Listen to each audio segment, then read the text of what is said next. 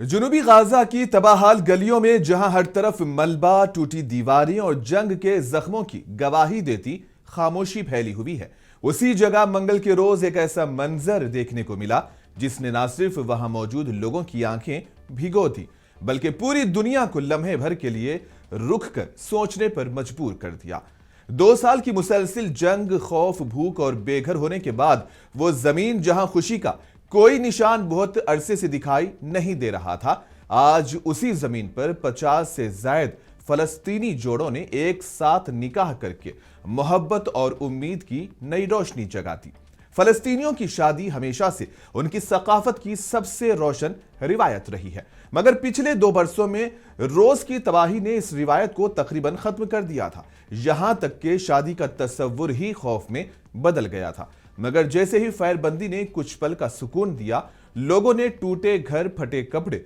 और खाली जेबें भुलाकर वो काम किया जिसके लिए दिल सदियों से धड़कता है, और एक दूसरे का हाथ थामकर जिंदगी शुरू करने का फैसला किया।